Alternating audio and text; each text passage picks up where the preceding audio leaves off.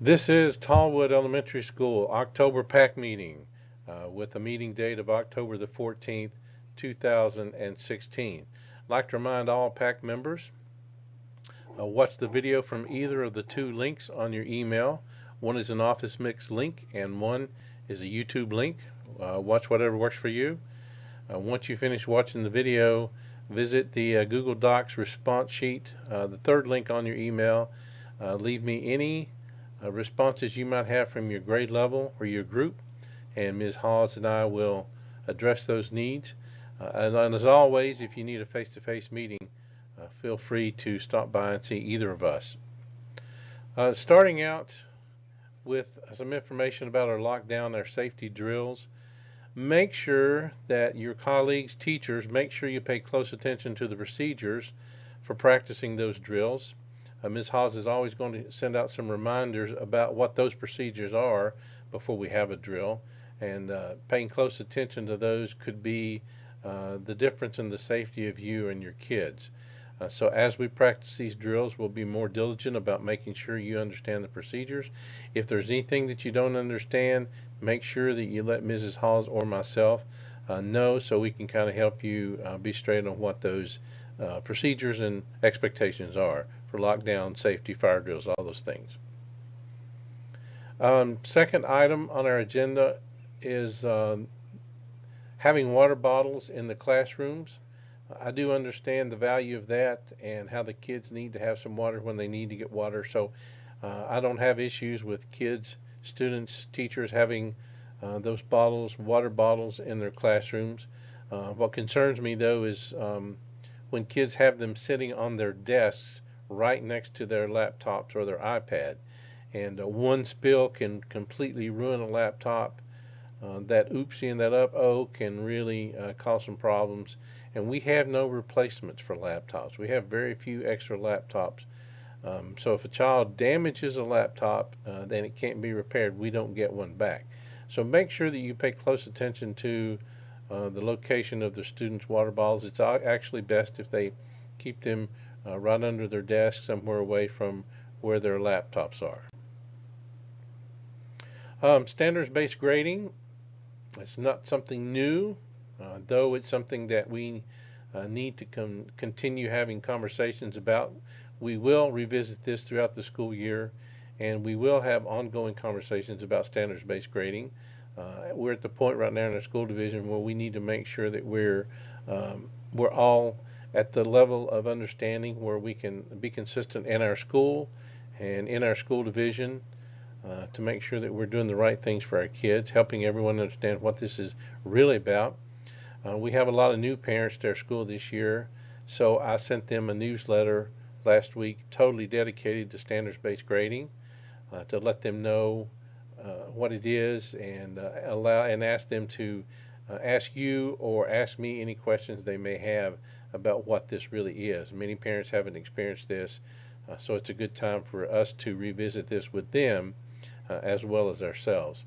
The school board passed a policy last spring that each school will be required to submit a grading plan to school leadership for approval by the next school year.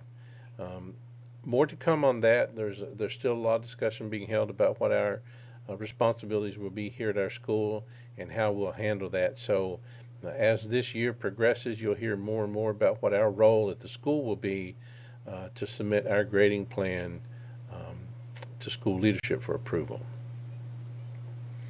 Our plan for continuous improvement, our PCI, is currently in the process of being developed.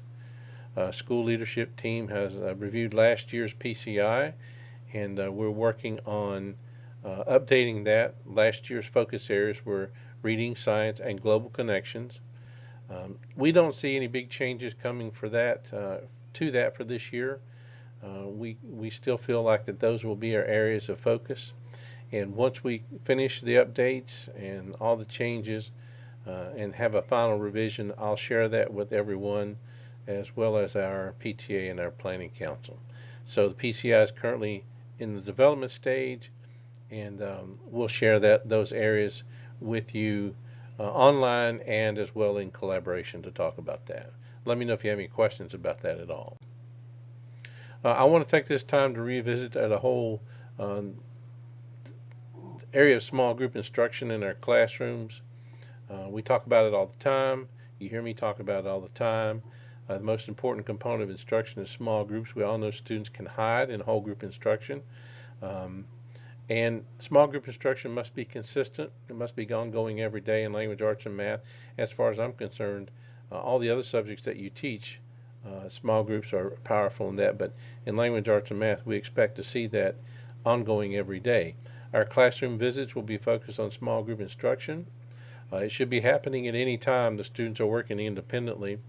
Um, and with that said, digital schools have the ability to give more focus on small groups and individuals. When we do learning walks with other schools, I point that out to the teachers that are visiting, that in a digital classroom, the teacher has the ability to spend more time on small groups and individual, because you have more control over what the other kids are doing during independent instruction.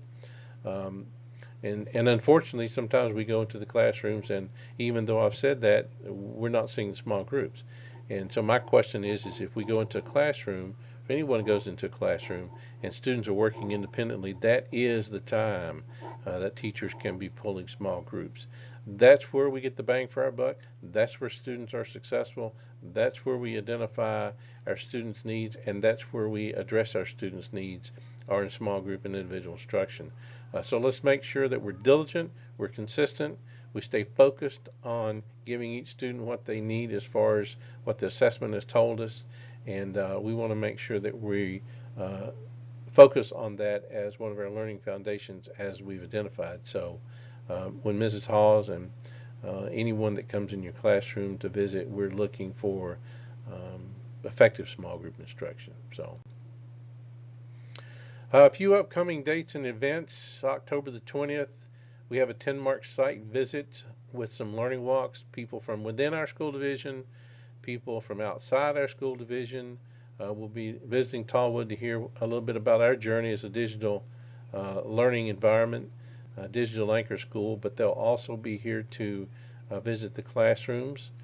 And I'm going to talk to a few teachers about making sure they're doing 10 marks during that time frame. They'll be here from 12 to 2 on Thursday, October the 20th, and we're anxious to share what we do here at Tallwood with other folks. I have some people coming from out of the state that have heard what we're doing here, and it's a pretty exciting thing. October 27th is our first Pirate Day. It was originally scheduled for the 26th, but we have several teachers out of the building that day for some math CLC training. So October the 27th is our first Pirate Day. Please plan something very, very fun and exciting for your kids while staying focused on the objectives. Kids love the Pirate Days. We love the Pirate Days. As far as I'm concerned, every day is a Pirate Day. But we want to make those very special for the kids. So make sure you let them know, make sure that you announce that, and make it the best day ever. October 31st, we have the Imagine Learning rep coming to visit our K through 2 teachers during their PE planning time in the Pirate Room. Make sure you're aware of that and are prepared to come and visit the Imagine Learning rep. November the 8th is an election day. There's no school for students that day. It will be again, a parent conference and a teacher work day. I have nothing planned, but don't forget the power of a video conference for those parents that cannot come to school. Last year we had teachers that were FaceTiming parents, doing Google Hangouts, doing Skype, several other tools to use. If a parent can't make it here, remember the value of a video conference. So again, after you watch the video, make sure you fill out the Google Doc response sheet. If you don't have any responses, just note you have no responses. And again, if there's something you need a face-to-face with, please be sure you let me know. Thank you.